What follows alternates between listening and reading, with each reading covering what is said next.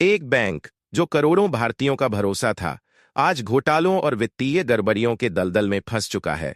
सिर्फ एक गलती और पूरी अर्थव्यवस्था हिल गई। क्या यह सिर्फ एक गलती थी या एक ऐसा खेल जिसमें लाखों लोगों की मेहनत की कमाई दांव पर लगा दी गई? लेकिन ये कहानी यहीं खत्म नहीं होती।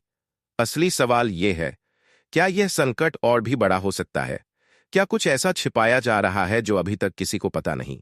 आज हम आपको एक ऐसे सच से रूबरू करवाएंगे जिसे जानकर आपके होश उड़ जाएंगे।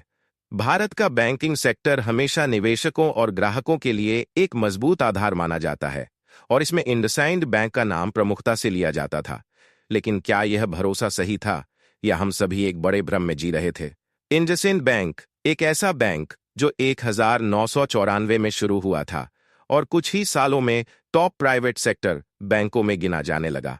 बड़ी कंपनियों के निवेश, मजबूत बैलेंस शीट और शानदार ग्रोथ ने इसे निवेशकों का पसंदीदा बना दिया। लेकिन इसी सफलता की चमक के पीछे छिपी थी एक अंधेरी सच्चाई। सालों से इस बैंक के अंदर कुछ ऐसा चल रहा था जो किसी को नजर नहीं आ रहा था। सिर्फ एक रात में इंडसइंड बैंक की साख मिट्टी में मिल गई। लेकिन ऐसा क्या हुआ जिसने इस बैंक को घुटनों पर ला दिया?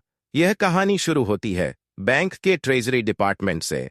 एक जगह जहां करोड़ों अरबों का लेन देन होता है, लेकिन जहां कुछ बहुत ही गड़बड़ हो रही थी। डेरिवेटिव्स पोर्टफोलियो में तो दो 100 करोड़ का नुकसान।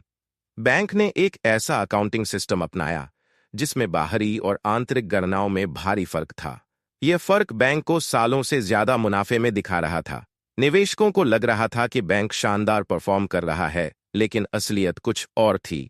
फिर आरबीआई ने बैंक को अंदरूनी ऑडिट करने का आदेश दिया और तभी जो सामने आया उसने सबको हिलाकर रख दिया।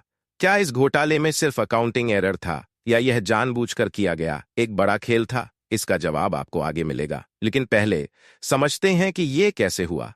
कैसे एक ही बैंक दो अलग अलग अकाउंटिंग पद्धतियों का इस्तेमाल कर रहा था? क्या बैंक खुद जानबूझकर गलत आंकड़े दिखा रहा था? इस बैंक खुद जानबूझकर गलत आंकड़े दिखा रहा था। का ट्रेजरी डेस्क दो अलग अलग तरीके से अपने मुनाफे की गिनती कर रहा था।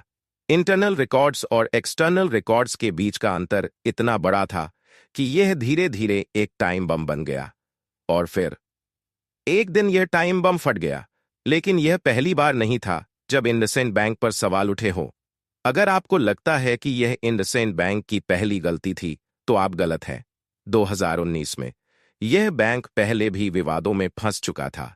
एवरग्रीनिंग ऑफ लोन स्कैंडल, एक ऐसा घोटाला जिसमें बैंक ने उन ग्राहकों को नए लोन दिए जो पहले से ही डिफॉल्ट कर चुके थे। मतलब डूबे हुए पैसे को छुपाने के लिए और नए लोन दे दिए गए। इसका क्या नतीजा हुआ? बैंक का माइक्रो फाइनेंस पोर्टफोलियो 44 करोड़ तक पहुंच गया और आज उसमें डिफॉल्ट का खतरा मंडरा रहा है।